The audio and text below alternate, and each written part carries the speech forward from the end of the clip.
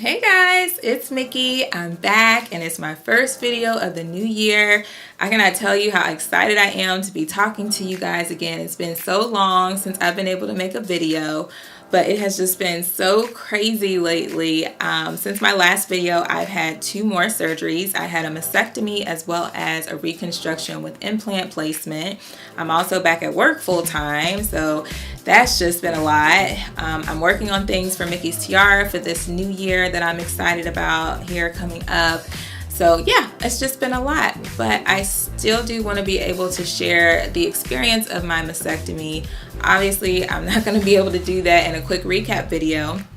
So what I am going to do is I'm going to write a blog about it. So be on the lookout for that on my website, mickystiara.com, just so you can get my personal experience and perspective with things. But for today, which I'm really excited about, I am going to share 7 tips that really helped me get prepared for my mastectomy. And be on the lookout for a part 2 of this video, because I will also be sharing 7 tips after having surgery, what you can do.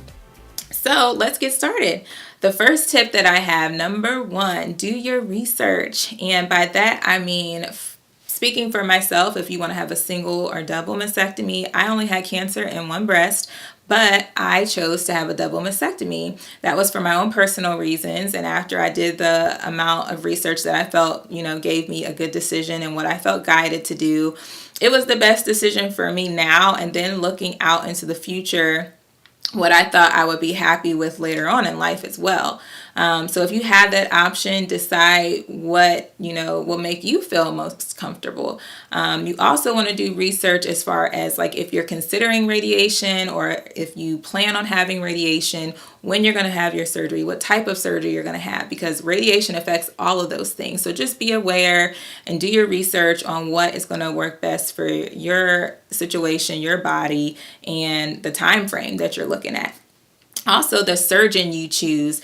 If you're being followed by an oncologist like I was or another healthcare provider, they'll probably give you some great recommendations, but also look outside of those recommendations, because this person is now going to be a part of your tribe, I like to call it, and you're going to just be seeing them not at the surgery, but also post-operatively. And if you have another surgery like me, you're going to have to see them multiple times. So make sure you like them like from a medical standpoint, but also on a personal level, like you like them as a person, because you are going to be seeing them quite a few times.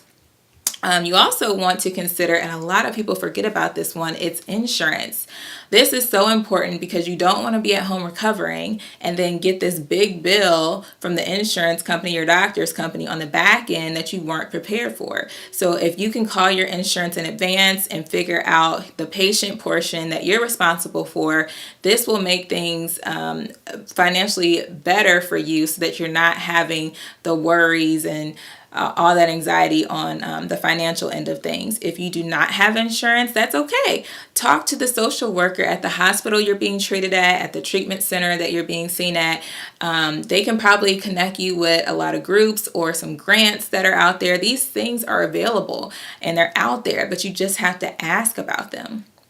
Another thing that I would suggest doing research on is whether or not you would like to have reconstruction. I already mentioned that I chose to have reconstruction, and I know some women that chose not to. Either option is fine. Whatever you want to do, just make sure that it's the best option for you. There's plenty other things to research, but those are just some of the main things I felt were most important.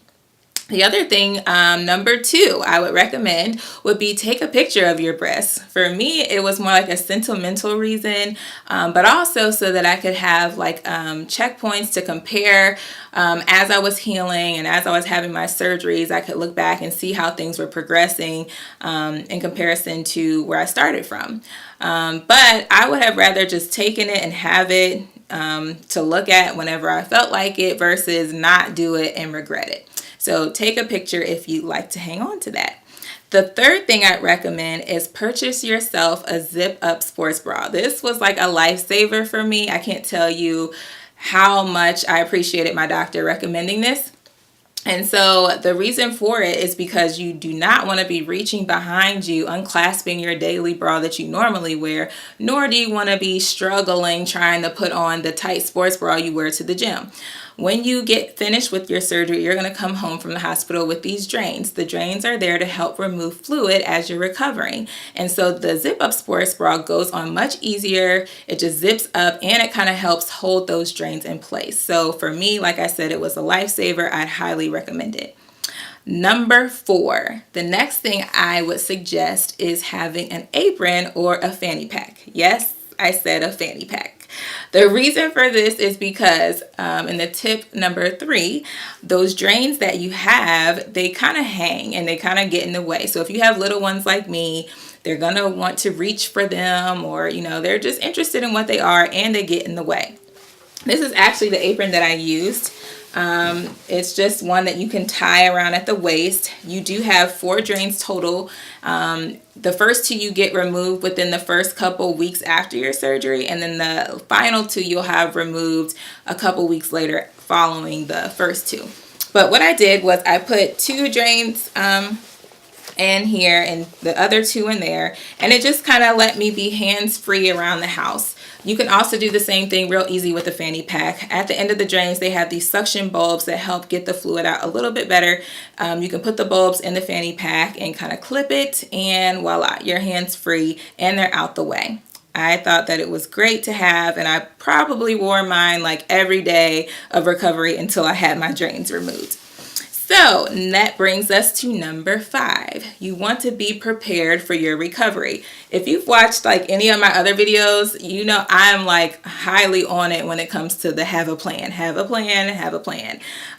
This is because, especially for this instance, when you come home, you will not be able to drive. You will have some restrictions. So who is going to take you to your post-op appointments? Who's going to be able to get the groceries, run errands, any of that things? Freeze some meals. That's very helpful. You can have someone just take it out the freezer, pop it in the oven, and voila, dinner is served.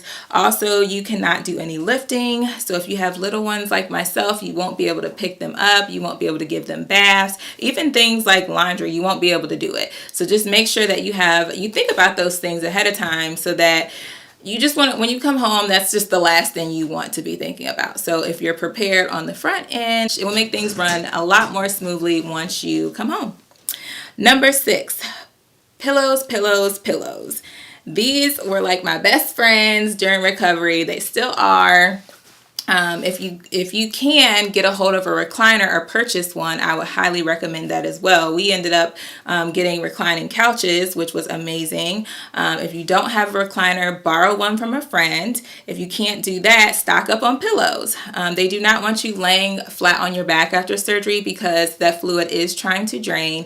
So you can use pillows. You can roll up a towel and put that behind your neck. You can even use like the airport pillows you use when you travel.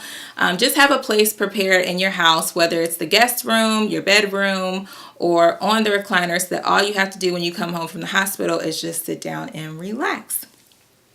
Number 7, the last tip I have: the day before your surgery, have a spa day. Go get yourself a mani-pedi, hang out with the girls. If you want to spend time with your family or spouse, plan a family activity you guys all can do together. This is just something to decrease anxiety and stress and help you not focus on the following day. You want to just make sure you're in a relaxed state and that you are just centered and balanced before you go into such a major surgery. So those are the 7 tips that I have. If you have more tips that I didn't mention, drop those in the comments below. Also, you can reach me at mickeystiara.com if you want to share more of your experience or ask me more about mine. And be on the lookout for my second video where I'll be talking about 7 tips to help you after having mastectomy. As always, thank you guys for joining me and taking your precious time. I really, really appreciate it. And I will see you next time. Ciao, Bella.